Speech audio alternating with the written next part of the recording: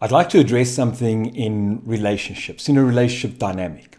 And many times we get into a relationship, and when things start to stabilize, we start to realize certain personality traits conflict with another partner's personality traits. And in a situation that I dealt with a client this morning, she had worked through a lot of her internal world, a lot of her own beliefs, a lot of the family dynamics. We worked through that together, and she's pretty cleaned up internally, ready for a relationship.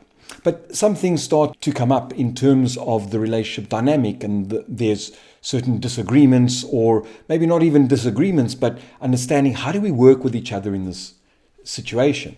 When we have differences in lifestyles, differences in our ability to relate to others.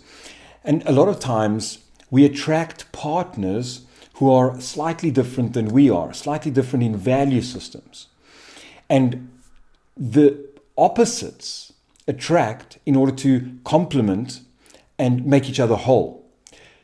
But those opposites also challenge your own values, your own beliefs, your own way of thinking, your own way of doing things, your own way of living life. You've been brought up, you've grown up in life, and you've got a certain way of doing things, certain belief systems, certain things that worked for you. But life and nature challenges us to transform, to evolve, to expand into new areas. So you might have had an internal desire to be a little bit more rebellious, a little bit more edgy, but you're too much in your comfort zone.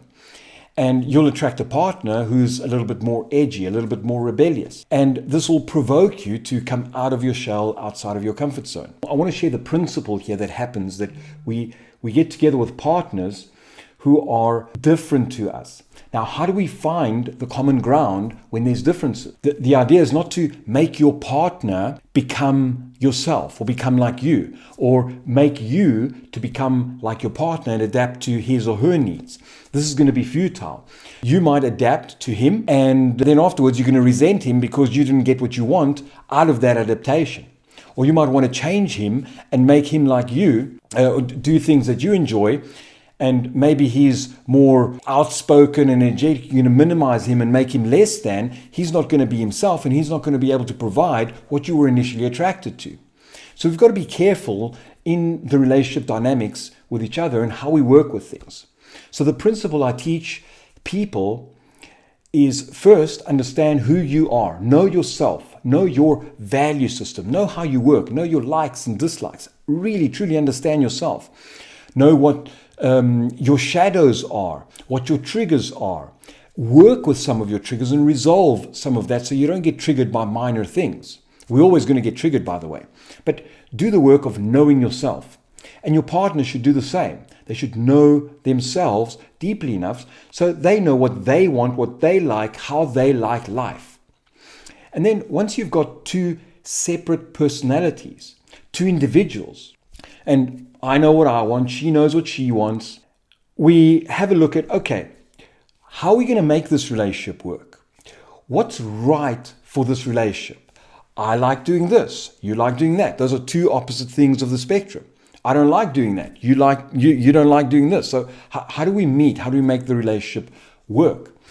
And I shared with my client that there's maybe some things in her life that are changeable now. So maybe there's a personality trait that she would need to change as a part of evolution. Not that it's wrong, as a part of her own evolution. Maybe she needs to change, and we need to do the work to change it now. But there's another option.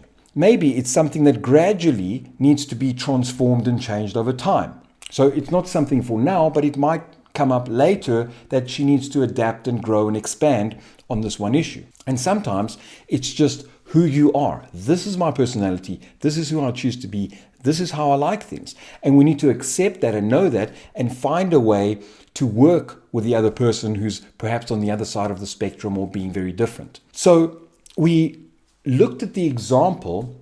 There's always something to work on, and it's good to look inside there. But sometimes this is who you are. This is who you want to be. So how do we make a relationship work when you're not planning to change yourself right now? You're not planning to do the inner work for anything because there's nothing to work on, but it's just, this is who I am, yet my partner is who he is. I don't want to change him. I don't want him to change me, but we need to find a way to merge ourselves and work together and cooperate and collaborate. And if something's part of your character, the only way is to understand that this is who you are, this is who he is, and come to an acceptance of that and have a look, okay, how can we not compromise, but how can we collaborate and co-create that we both get our needs met? So when I go with you, when you're doing your personality trait, how do my needs get met? And when you come with me, when I'm doing my personality trait and something that fulfills me, how do you get your needs met? So it's important questions that need to be asked and need to be addressed so that both parties get what they need and what they want, get their desires met and become fulfilled without having to change themselves to adapt to the other person. So this is a higher level of relationship dynamic that's important to understand. Instead of fighting each other to minimize, to change the other, it's important to understand what's your core. What are you about? What do you want from life? What's unchangeable? What's non-negotiable? And ask these questions and really understand each other and learn to work with the dynamics of each other, because there's always going to be some kind of challenge that you need to work through. But the more you have the discussions, the more you understand each other and knows, okay, these are your needs, so I need to make sure your needs are met in this situation and without sacrificing or compromising myself, and you need to make sure your needs are met in this situation without you compromising or sacrificing yourself. And that way, a relationship grows together in harmony. But important is that there is clear communication, clear understanding of who you are and who they are, and you're not trying to change each other. My name is Matteo Galatis, and I'm here to support you to connect to who you truly are.